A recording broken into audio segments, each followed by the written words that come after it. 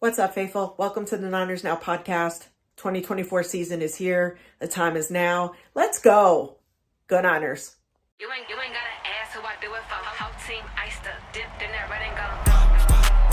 Bang, bang. Not again. Bang, bang. Time to bring the bass dirt. Okay. Do it for the bang. Okay. Do it for the bang. Okay. You ain't gotta ask who I do it for. Whole team iced up, dipped in that red and gold. Ay. Got a lot of sauce like this pasta. Pretty little face and I'm stacked like the roster. Clap, clap, clap for the best in the world. Tap, tap, tap, tap in with your girl. Whole gang run it up. West side throw it up. Got the ops moving out the way when we pulling up. Deal dance. We just came through the end zone again. What you standing on? Real big business. City of the dubs, you know we stay winning. Okay. What is up, everyone? Welcome to our podcast tonight, every Thursday, coming at you at 4 p.m. Pacific Standard Time, 7 o'clock Eastern Time. We are back at a new hour. I know we haven't been here for a while, but we are back. How you doing, Jess? Welcome. Would you stop? I am doing awesome. It is Thursday. The week is almost done. Well, the work week is almost done. So I'm excited. And you have some friends with us today. I do. Hold on for a second. You get on the microphone. Stay right there. Okay. And poop on the floor too. Okay. Sorry. Yes, I do have some friends. My babies want to join me on the podcast. They're like, I want to be part of the podcast. I want to talk to these Niner fans and tell them how things are. I got to sit here. If a bird has to explain it, we will do our job. But I'm excited. New year, 2025. 2024 did not end up the way we liked. We wound up not being in the playoffs. It was kind of a down year with the injuries and a lot of the issues that occurred that we're not really going to get into. But let me ask you: have you been enjoying the playoffs? I understand the Niners are not in the playoffs, but there are teams on there. Have you been enjoying the playoffs? And if you have, which game that had been played already was the game you're like, wow, I did not see that coming? Well, have I been enjoying the playoffs? Yeah, the games have been okay. Um, I didn't see I I don't know. I thought the Lions were gonna beat the Commanders. Not by much, but just what happened, during that game, it was like almost like the Lions didn't even show up. So, that first round bye could be a curse or it could be a blessing. But yeah, so I'm just, I'm ready for more Niners football and the DC coordinator and special teams coach. Let's get them announced. It's been 3 weeks. Yeah, it's a little bit longer than what we want. We want to get it out of the way. People are speculating of who it's going to be, who's not going to be, until we hear the details from the coach himself. Saying goes, if you hear from the horse's mouth, we can kind of lay it to rest. But that Lions and Commanders game was really fun to watch. There was a lot of firepower. Defenses didn't really show up as much, but the young kid, Jaden Daniels, the kid is special. I loved watching him in college. Reminds me of a young RG3, but better. And this kid looks promising. We'll see his sophomore year how he goes, but so far it's looking really, really good. He got his team in the NFC Championship.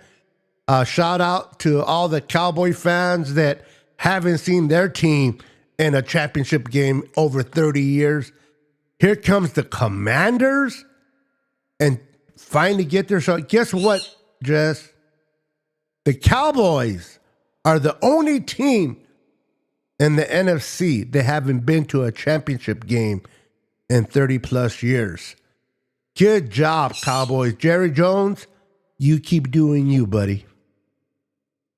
And that's about to continue because they're going to hire Brian Schottenheimer. I heard that. Listen, it's hard to get a job.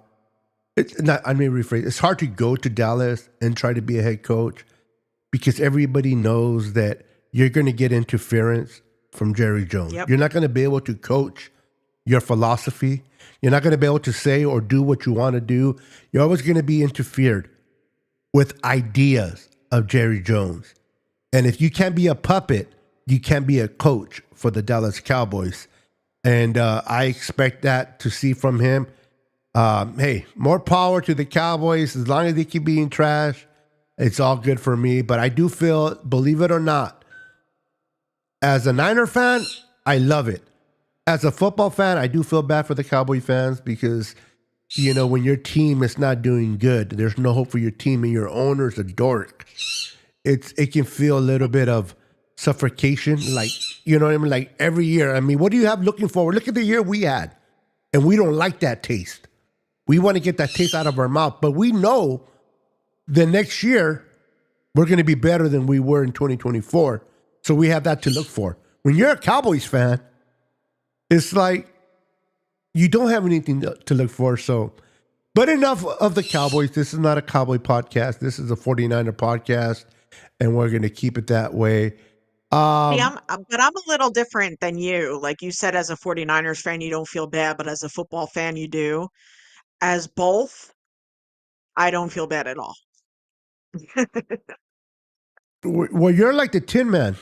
You need a heart. I'm just kidding. I'm kidding. I hear Jay, you. what's up? I hear you. What's up, Papa J?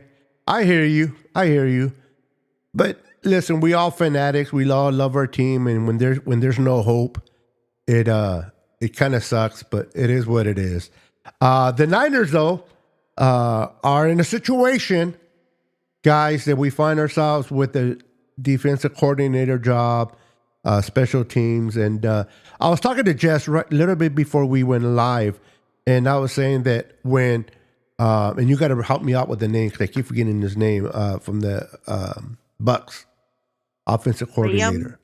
Liam Cohen. Liam Cohen. Yes, he. As you guys all heard, unless you're living under a rock, that he decided to just not do a second interview. He bailed out, in other words. And a little bit shortly after that, you hear the Jaguars firing their GM. And when that happened, I went onto Twitter and I heard a lot of Niner fans stating that, oh my God, oh my God, oh my God, we lost Robert Saleh. Robert Saleh's gone. And that could be a factor. That could still happen. But everybody was on, and it's done deal. He's gone. What are we going to do? And I wrote on X, and I talked to some people, and I told them, listen, the fact that Bala got fired after, I keep forgetting his name, so Liam decided to bail out. To me, it was an indicator that they really want this guy, but he didn't really want to work with Belichick. So, and I told this to Jess, no disrespect to Robert Saleh, but I think Robert Saleh would have worked with Belichick there in the Jaguar organization. And for whatever Liam or the offensive coach for the Bucks has or doesn't have a relationship with Belichick, I wasn't too sold on Robert Saleh being hired there. I wasn't thinking that this guy was going to come back and interview, but I thought the Niners would interview other people as well. So I wasn't like, oh my God, oh my God, oh my God, we lost Robert Saleh. I thought for sure there's always a possibility, but I thought when they fired Bala, it was good news for the Niners, not bad news, as a lot of Niner fans were saying. I thought that was positive because now it tells me that there's a chance Robert Saleh can come back to the Niners as our DC. With that said, Jess, I want to get your perspective. When you heard that the offensive coordinator decided he didn't want the job after all, and then you heard that's question number one. Question number two, and then when you hear Bala got fired, what was your thought process during those moments of getting that information? it seemed to me that Jacksonville was going after an offensive-minded coach. And Liam Cohen obviously is an offensive-minded coach. He was the OC in Tampa Bay. Robert Saleh obviously is a defensive-minded coach. Um, so the fact that, he was getting a second interview, I didn't put too much into it, because, it was out there that the Jags might interview Joe Brady from the Bills or Kellen Moore from the Eagles. And they're obviously both offensive minded coaches. So, and then when Balky got fired, it's about time he got fired, because he's been part of about 5 head coach firings. So I don't think he'll get another job in the NFL. I hope he doesn't. Um, but yeah, I don't know. Like a little part of me was like, you know what, Robert Saleh's not going to come back, but not because he would have gotten the Jaguars job. Like, I don't know. I just kind of felt like he wasn't going to come back. And then, a big part of me though is like he's coming back. Yeah, I hear you. And at this point, nothing's certain. But yeah, there's a great possibility that, there's still some vacancies with other teams, but I just don't see those other teams really being, having ties a lot with Robert Saleh. People don't realize that when you hire a head coach, the more familiar you are with that person, the better you're going to hire someone when it comes to football. And the Jaguars, obviously, even though he was a linebackers coach, they're familiar with him, his character. So there's something there. Like the Raiders have never really dealt with Robert Saleh. Other teams that have open vacancies. So I don't see them being as a threat. So when, and I hope that this guy from the Bucks gets the job. To me, I'll be shocked, honestly, if he doesn't get it. I'm pretty sure that first meeting, the conversation about the GM came up, and he doesn't want the job after all. They fire the GM. Those things are not coincidental. They're not coincidence. There's always a plan there. And he probably said, hey, I'll think about interviewing with you guys if you get rid of him or whatever to that extent. And they did. So when I heard that, I'm like, Robert Saleh, you were a great head coach. You were never given a true opportunity with the Jets because the Jets are a trash organization from the owner all the way down. So anybody that wants to evaluate Robert Saleh as a head coach with the Jets, it's unfair to Robert Saleh, in my opinion. But he's a great defensive coordinator. He knows this.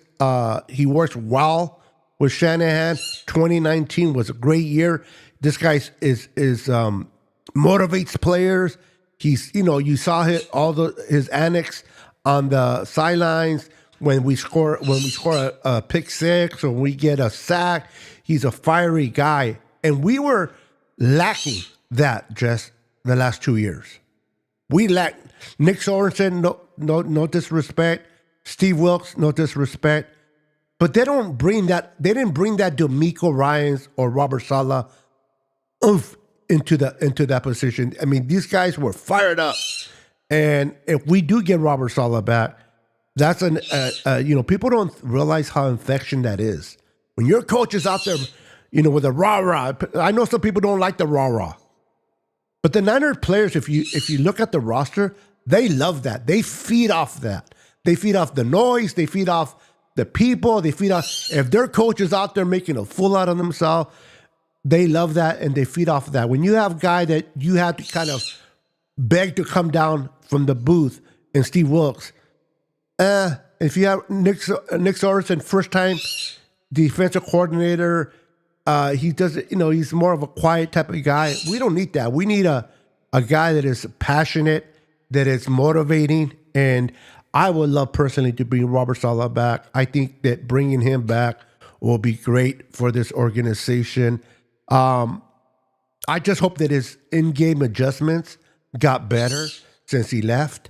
That was one of my peeves with him. It's like he doesn't change until the half.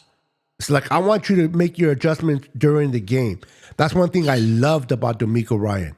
He was great at making game adjustments on the fly. But I think Robert Saleh is going to be great. So I'm excited. We'll find out because Robert Saleh is going to interview tomorrow.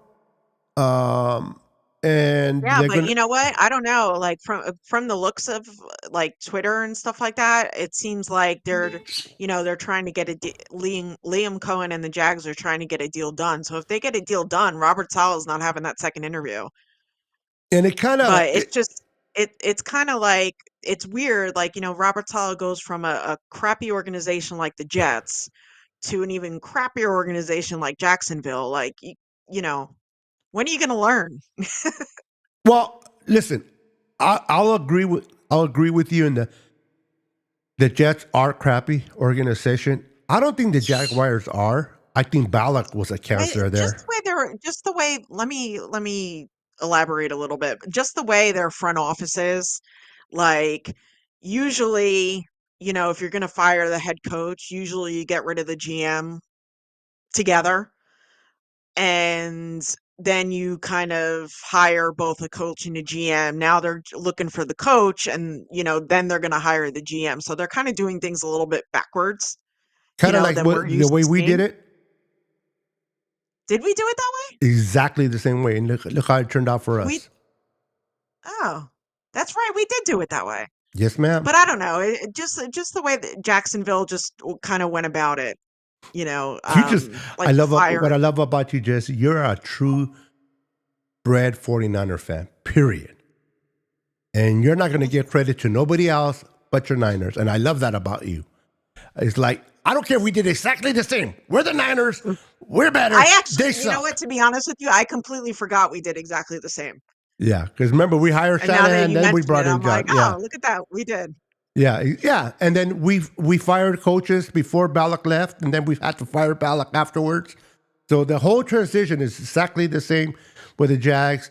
And we'll see how they do. But nevertheless, you're right. If they do hire, if they're talking to their offensive coordinator, and to me, that's the guy they really want to fire Balak, obviously. Now, it'll be a shocker if Robert Saleh is the one that wanted him fired, and we'll see what happens there. I don't think But so. let me ask you something. Let's play a little bit devil advocate here. If Robert Saleh, knock on wood, he doesn't, but let's say he does get hired with the Jaguars, how confident, or let me rephrase the question. How do you feel the whole Brandon Staley defensive coordinator given to as a fallback situation if Robert Saleh doesn't come here? What's your whole thought process if Brandon gets the job? Do you feel like he's okay, or you're like, oh hell no? I just want to get your personal thoughts on all that if it were to happen. I don't like it because of the scheme. We Okay. run a 4-3. He runs a 3-4. Kyle and John like our scheme. I don't think that they will make any changes a la Robert Saleh. So that's why I don't like it. That, I mean, from the 4-3 standpoint, I get you. Now, the year that he in 2020, when he was the defensive coordinator of the Lambs, his statistical wise, he was really, really good. His defense was flying to the ball after the quarterback. I said this earlier. I don't know if I said it on air with today or if I said it to you prior to going live.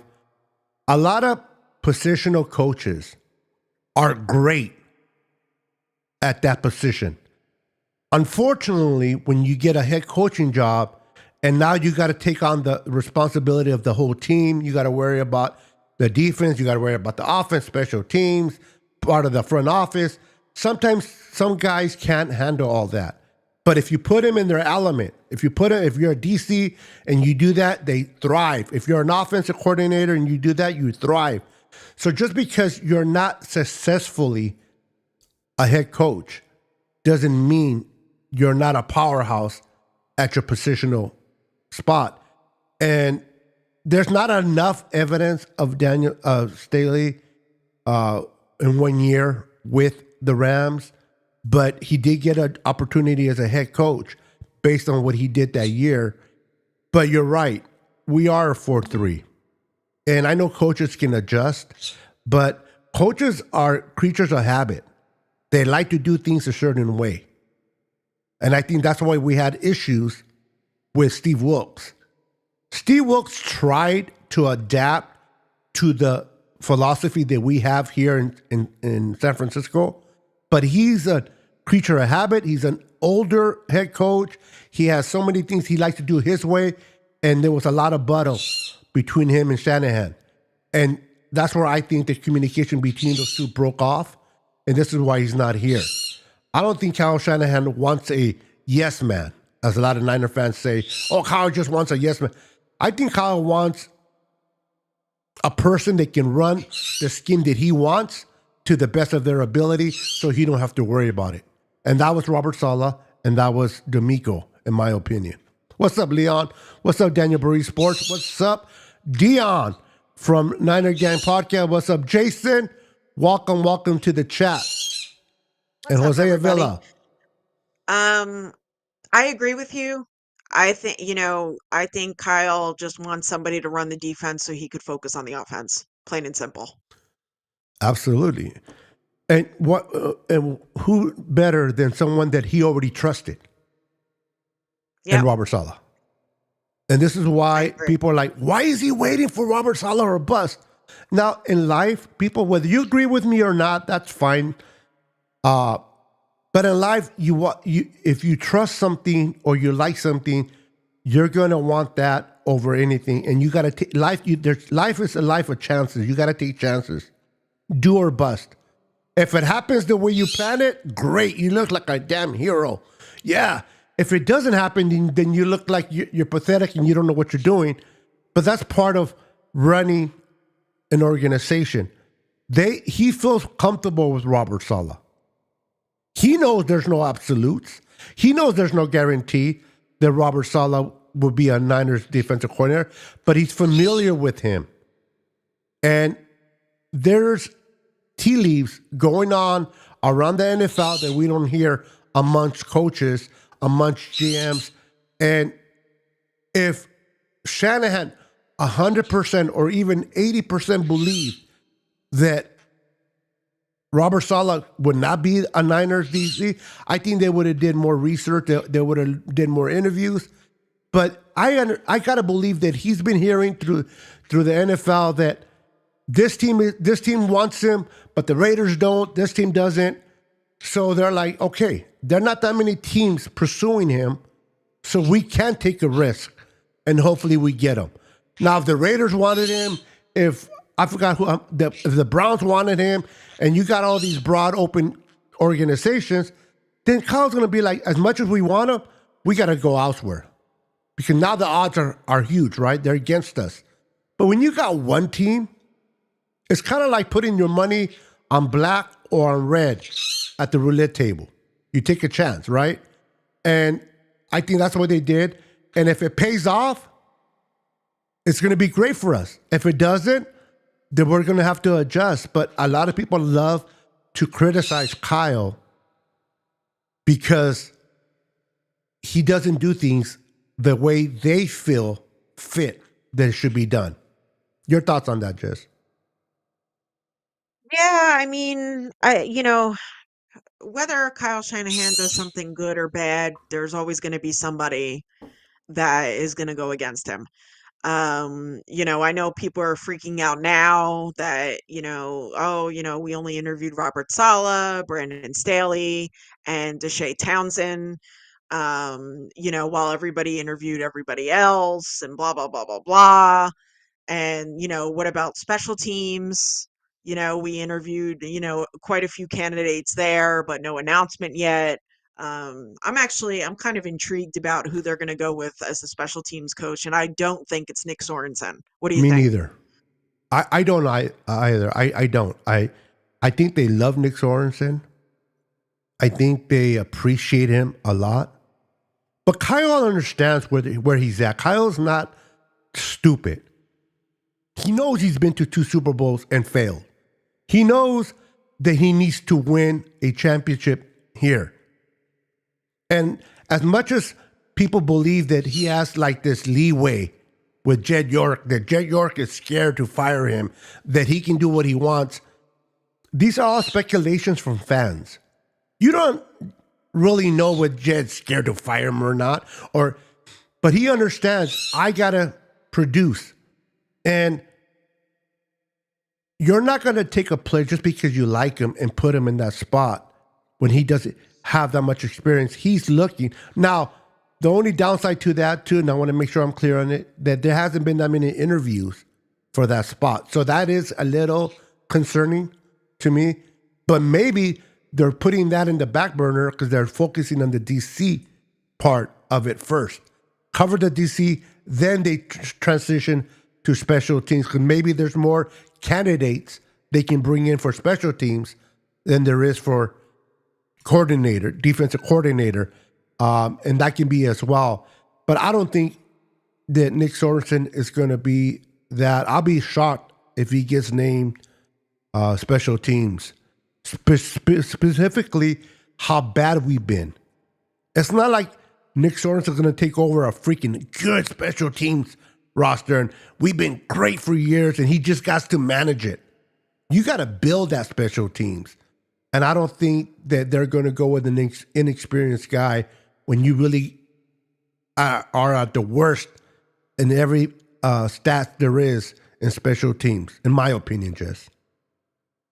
Yeah, I mean, Nick Sorensen, he was What's up, the Momo? special teams coordinator back in Jacksonville. But I just think being that he was the DC last year, I think we just need like a fresh person. Yep.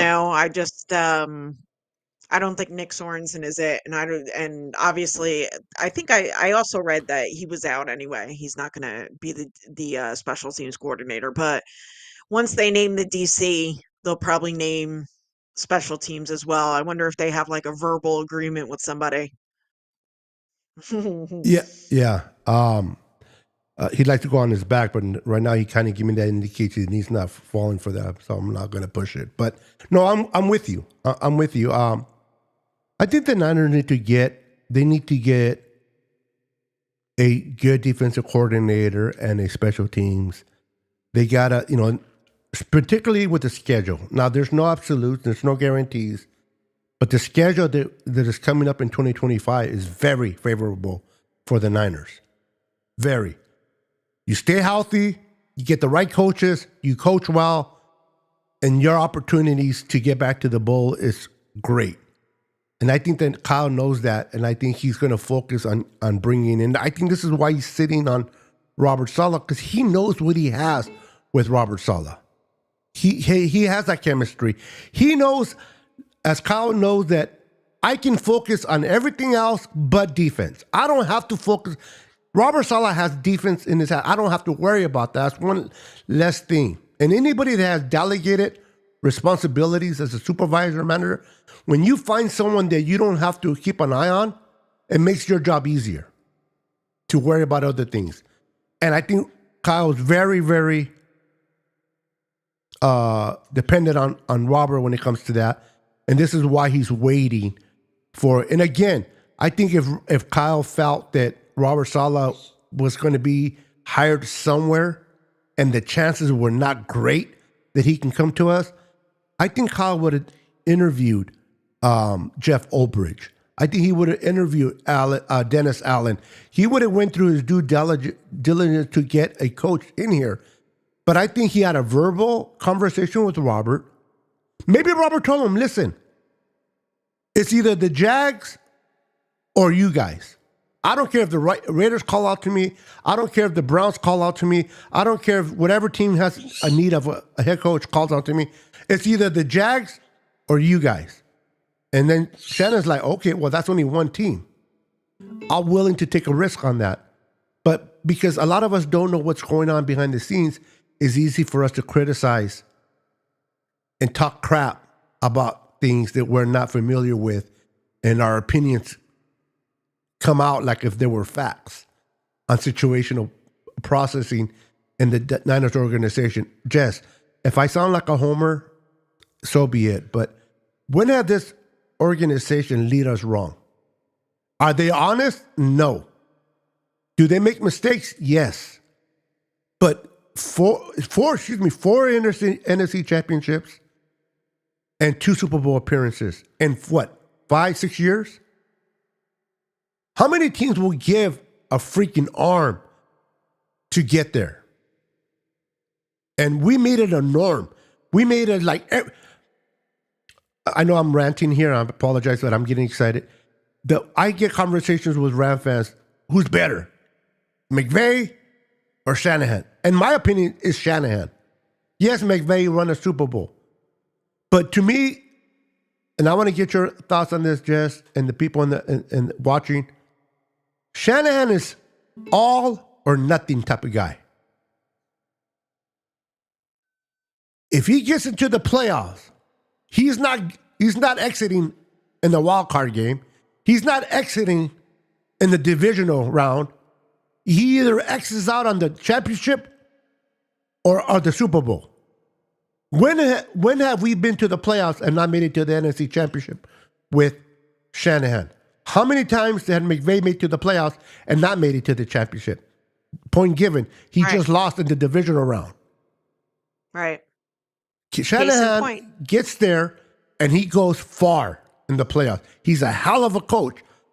That if Tarosky Tart did not drop that ball in that crucial moment when it was a guaranteed interception, we would have been talking about McVay having a Super Bowl. We would have been talking about Shanahan having a Super Bowl because there's nothing that can convince me otherwise that the Bengals, with that broken down offensive line, would have beaten us because we were a better team than the Rams. But shit happens. Luck, I tell people all the time, I don't care how good your roster is. I don't care how good your coaching staff are. If luck doesn't fall your way, shit doesn't happen. I mean, Tart was sitting there by himself. Nobody around him. And I'm not trying to shit on Tart, but he dropped it. Look at Andrews. Mark Andrews with the Baltimore Ravens, the 2-point conversion, he dropped it. How many of those catches does he make? Does that make him a bad player? No, but he dropped it. And it changed the direction of the Rams. They're out. I mean, the Ravens are out now. If Tart would have caught that, and people said, but you don't know if the Niners they would have won that game. Because that was a 10-point swing in that one. Because if you remember, when he dropped that, the Rams kept the ball and then they scored 7 points. If we would have kept it, at the very least, we would have scored 3 points.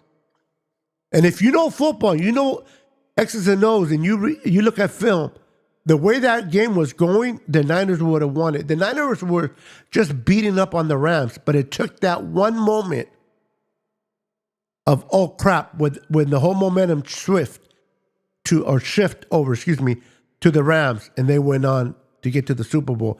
So I don't care who the people want to argue with. McVay, he's a hell of a good coach. He is. But he's not better than Shanahan. And if that calls me to be a homer, so be it. But if you truly know football, if you truly look at the film, how can anybody call Shanahan? You can call him ignorant. You can call him prideful, but not a good coach. I won't even have a conversation with you. You don't know football if you don't say that Kyle can coach. I'm sorry that got emotional, but I mean, Kyle's a hell of a coach. Does he have some shit that he needs to get right? Yes. But in life, we all learn. I guarantee you, Jess, where you're at work right now, your position, 5 years ago, you were not as good as you are today at that job. Yeah. I'm assuming, right? Yeah. Because you learned, you made your mistakes, and you've grown. But nobody has a camera on you. Nobody has a camera on me. So when shit happens, when Kyle doesn't win the Super Bowl, everybody's like, he's not a good coach. He got us to the damn NFC Championship 4 times. 2 Super Bowl appearances. How And is he? people forget that when they came to the Niners in 2017, they had like no team. Yes. And in 2 years' time, We're a we Super went to Bowl. the Super Bowl. That's, I love you brought that up because a lot of people bring the reference of Harbaugh, Jim Harbaugh, when he came to the Niners. He took him, yes, but he took over a good roster with bad Right. coaching. Right. Tamsula, I love him as a D-line coach, but not good as a head coach. Chip Kelly, don't like him, period. His coaching, I can't say about his character, but his coaching. And Jim Harbaugh gets hired. Great coach that took over a good roster. I'm not saying Jim can't build you a roster. He's doing it with the Chargers. But Kyle came in, because a lot of people argue too. Well, Sean McVay has taken the playoff. He's been to the playoffs or won the NFC more than the Niners since he's been there. And I'm like, by 2. More than us. And you got to remember, those are the 2 years that we were rebuilding. McVay took over a team that had Aaron Donald, had a lot of great players. Yep. We got rid of everybody except 3 from the previous regime. Talk about rebuilding from the floor up. And then in 2 years, we're in the Super Bowl. No disrespect to Robert. He went to the Jets. No Super Bowl. The guy that went to the Browns, I forgot, Kitchens, whatever, he got fired, he went there, no Super Bowl. A lot of head coaches have come and gone to teams and never made it to a Super Bowl. Kyle comes in, rebuilds, and gets there in 2 years, but because we didn't win, he's trash. I never understand that. Of course we want to win. You don't think Kyle does, Kyle wants to win more than you want to win. But shit happens. We were winning that game against Kansas City in 2023. We were beating the crap out of them. They couldn't move the ball, Jess. They couldn't move the ball. When Greenlaw was in there, Kelsey was shut down. Kelsey, the only fight he had was against Andy Reid on the sideline. Because that's how frustrated he was. The minute the Greenlaw, because of the fluke injury, everything shifted. Now they're moving the ball. Now they're picking on I forgot, Burks, whoever came in for Greenlaw, and they started to move the ball in the momentum, and then but we still took them all the way to overtime with the lead. But people don't see that. But if Greenlaw was still in there and he We win that game. Injure himself, we win the Super Bowl. Yes, we win. I don't care what, we win that game based on the way they were playing in that game, how things were going. You can never count the Chiefs out when you have Patrick Mahomes and Andy Reid. I get it. But the way that game was going, Kyle had a game plan, and it was working until Greenlaw got hurt. And if you ever seen a player get devastated, if you look at that part again, it's hard to look at when he's running out and he gets hurt.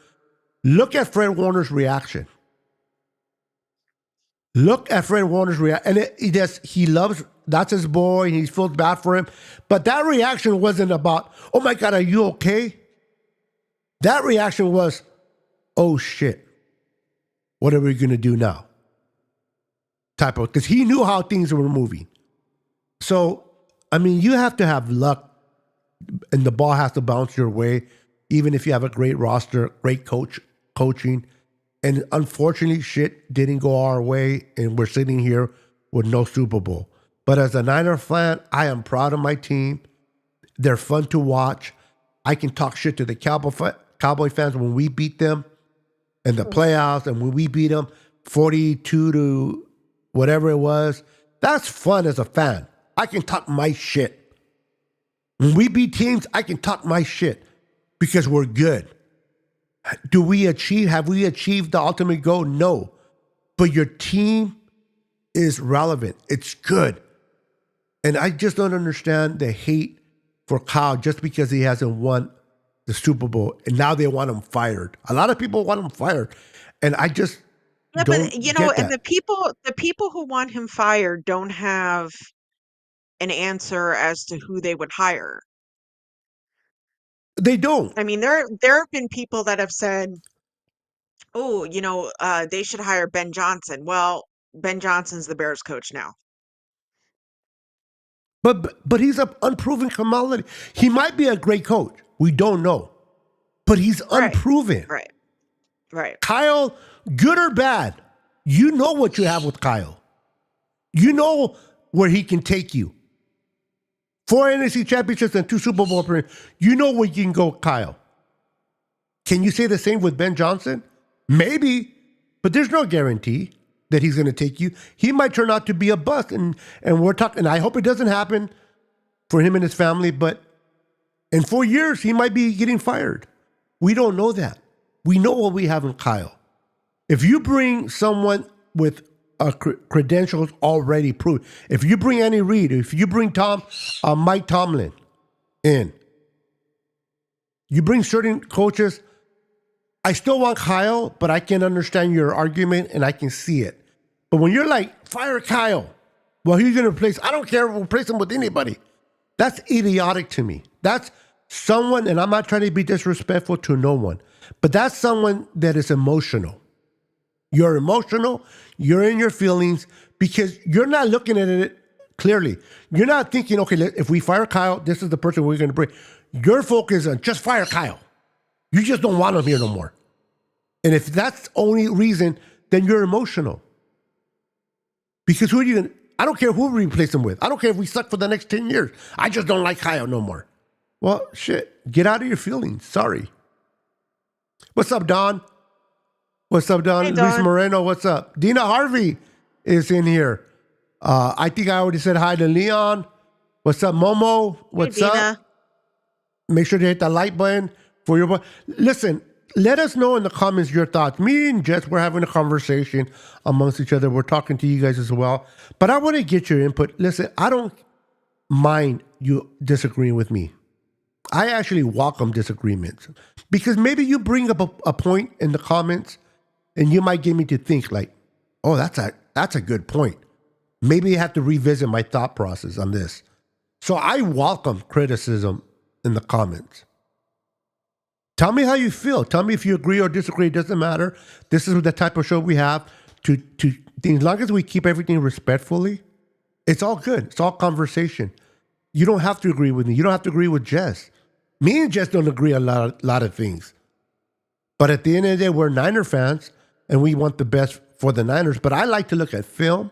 I like to break down film, and I base things on what I see, not what I feel. Like, perfect example. The quarterback for the Chargers, Justin Herbert. He's overrated. He's overrated. Are you kidding me? He had a bad game. Yes. Terrible game. But that guy can play. He's, in my opinion, he's not overrated.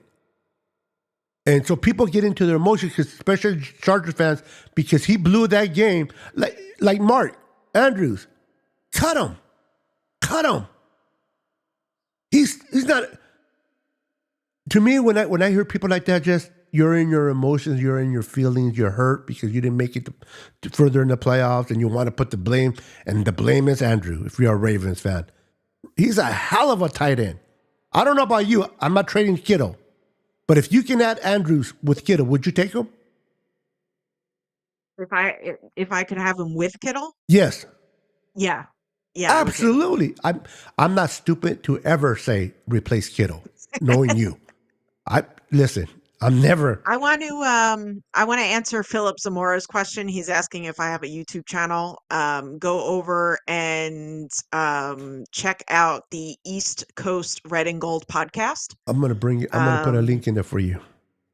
I'm over there. She's over there. With She's over here. there's four of us. It's me, Maddie B, Ty Alston, and you girl Bex. And yeah, like and subscribe. I'm We gonna have a put lot of a. cool guests over there too. I'm gonna put a So check us link. out. I'm gonna put a link in there, so that you can just click on it and go. If I remember how to do it. uh, hold on. And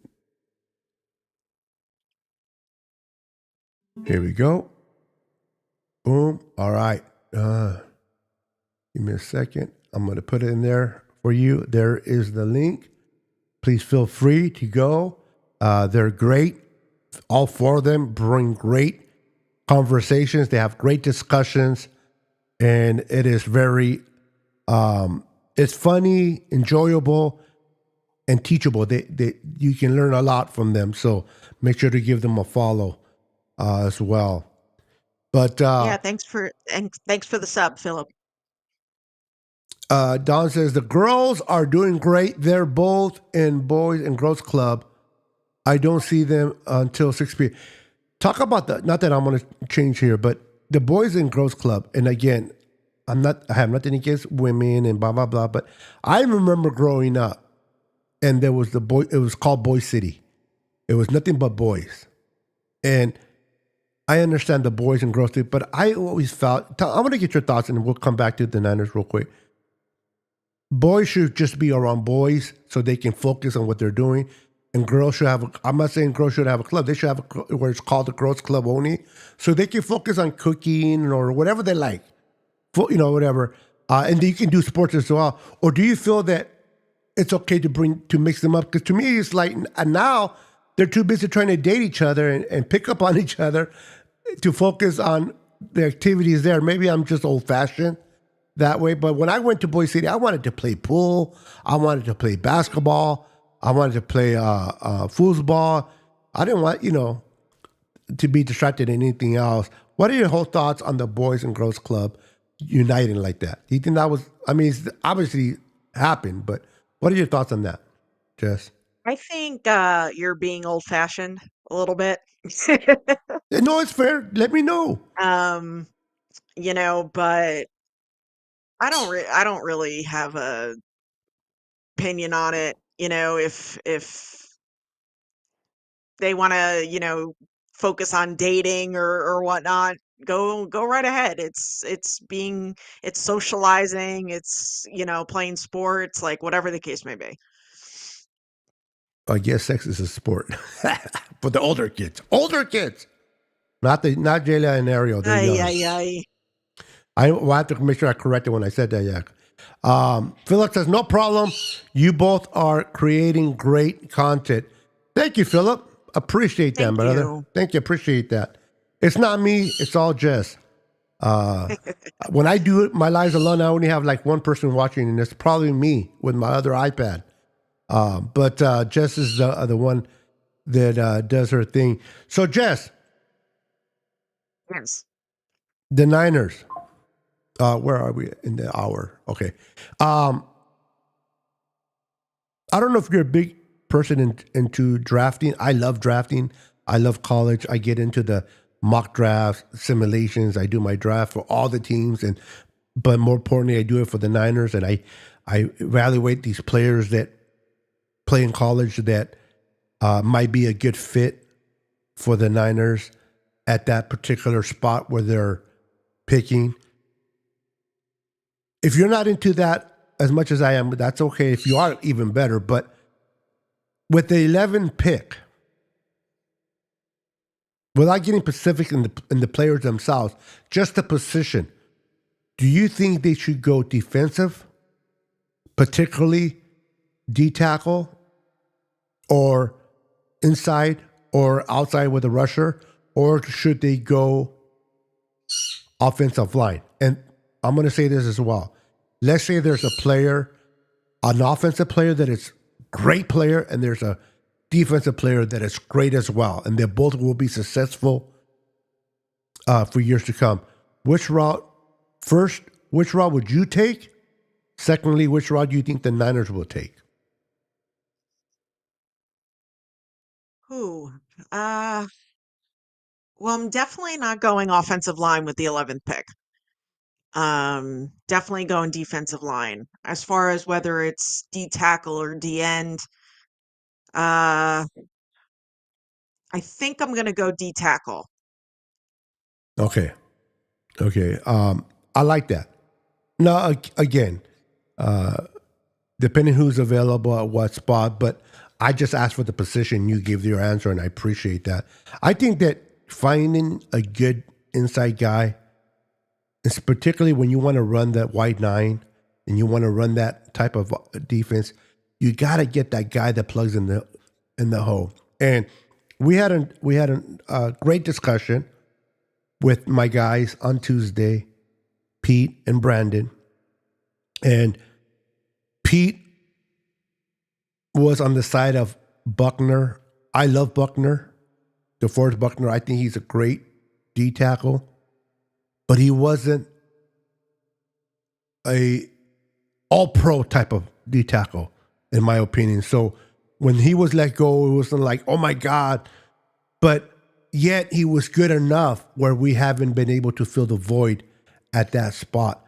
I think that Bosa's a great pass rusher. I think people are not giving enough credit to Floyd. I think Floyd had a great. Did he have the type of year he had the year before? No, but statistically, he had a great year with us. He had a lot of. He has 8.5 sacks, but he had a lot of pressures. And when you look at the film, things stand out about him that were positive. But if you want to be successful and in my opinion, running that wide nine, you got to get a big boy in the middle. I said this on Tuesday. The loss of DJ Jones, in my opinion, was greater than the loss of DeForest Buckner. I think we need a DJ Jones type of guy, a little bit bigger.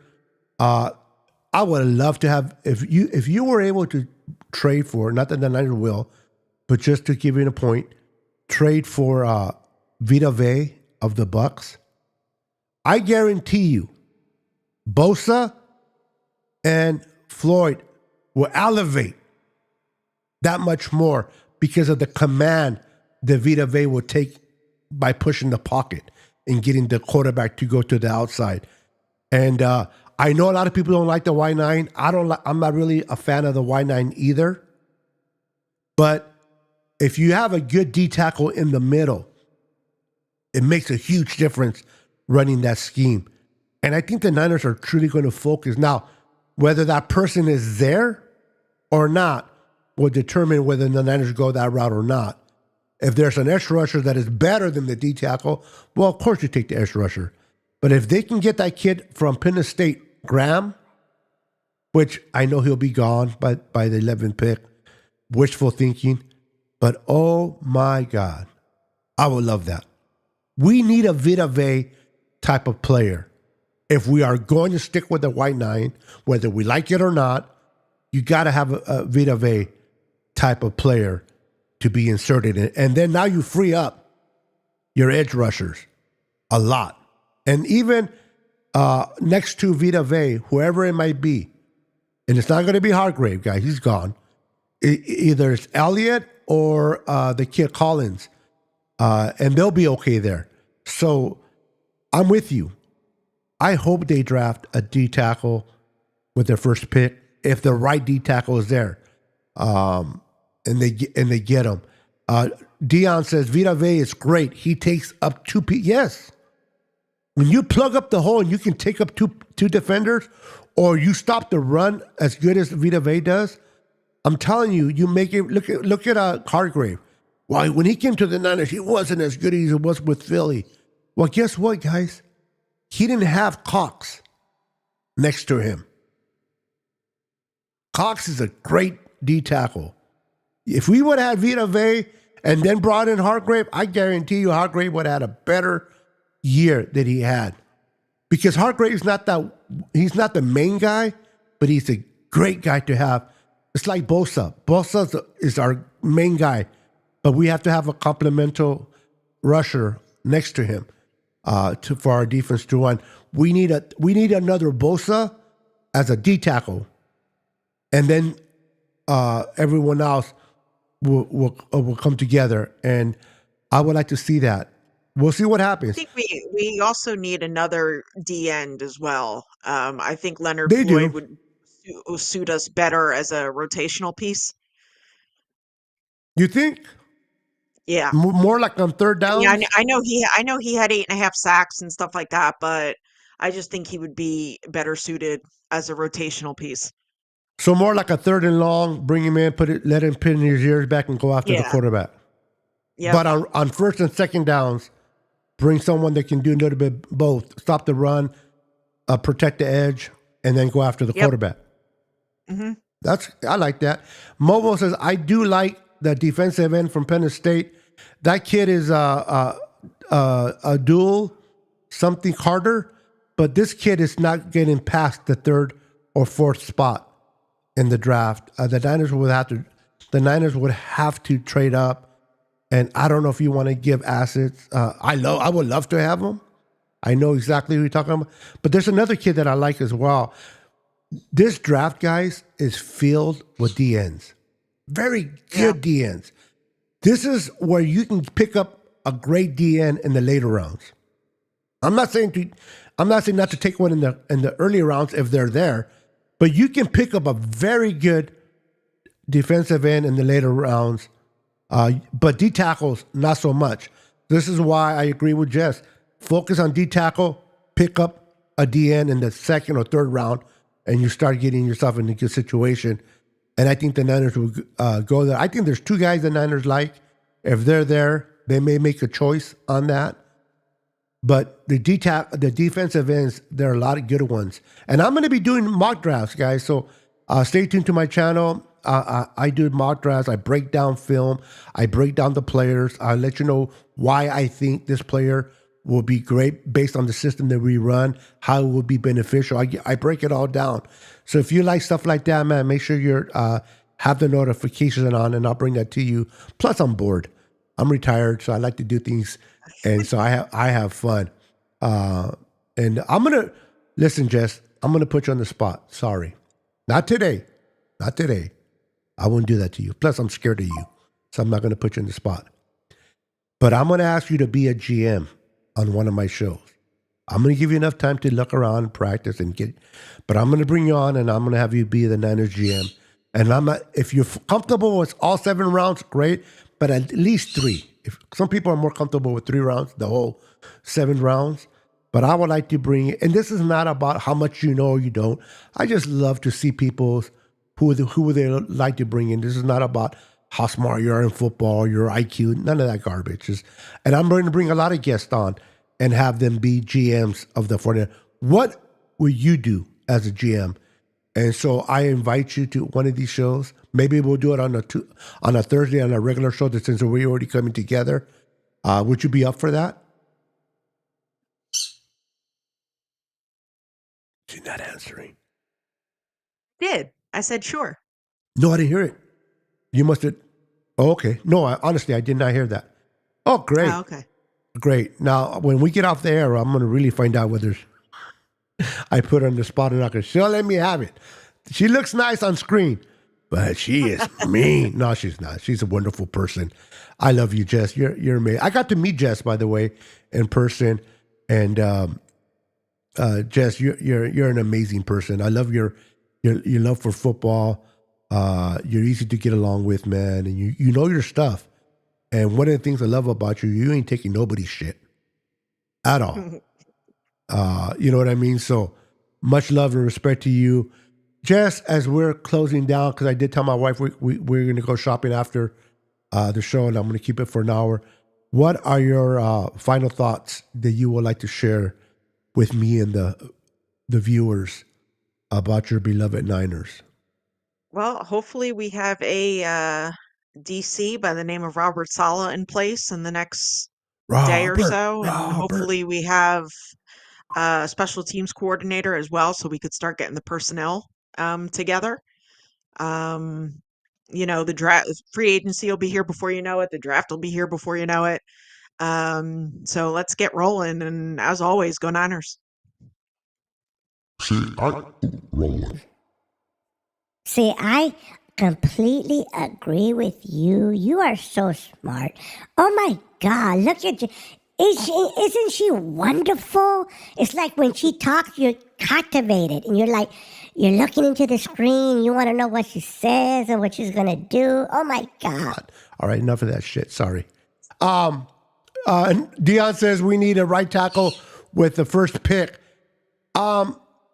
Me and Dion, it seems like, you know what, Dion? That's I kind of love you. reaching a little bit. No, I love Dion. I do. I love you, Dion. You know, me and you, but we have a lot of disagreements when it comes to the Niners. And hey, we're all fans. We're all entitled to our opinion.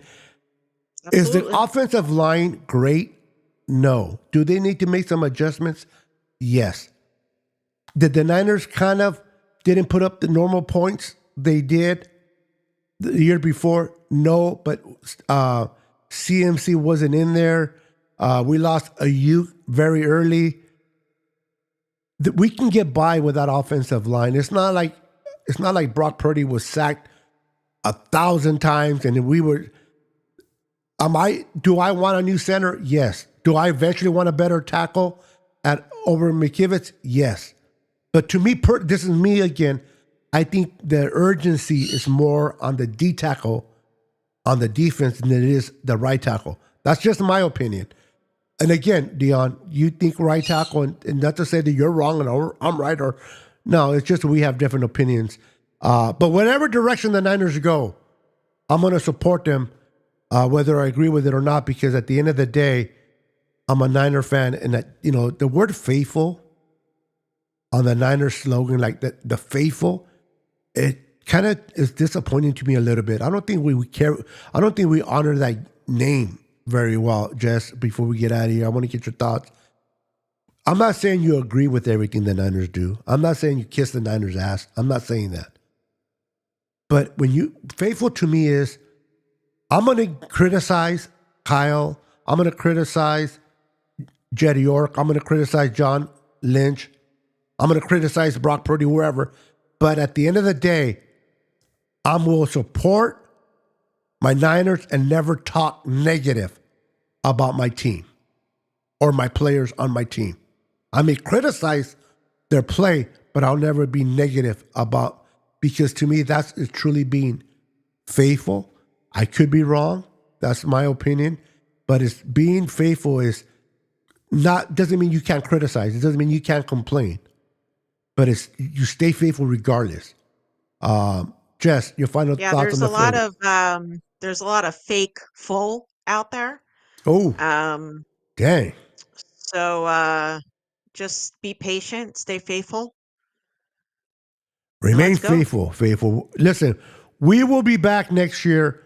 We will get back to NFC West. The Rams took it this year because we were hurt.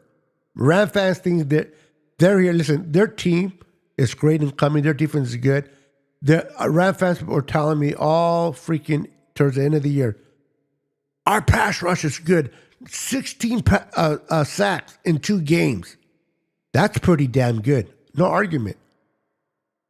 But could you stop Saquon from running the ball? No. Could you stop those 3 big plays that cost you the game? No. It's a team effort. I don't care if you have 20 sacks. If you can't stop the run, you're not a good defense. So with that said, Jess, it's always a pleasure talking to you. Everyone that showed up, you guys are the true MVP of the show.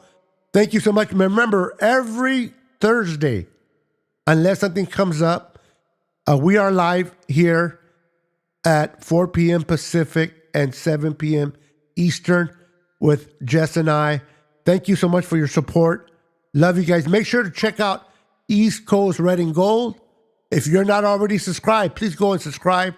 They have great conversations about the Niners, man. There's no homerism over there.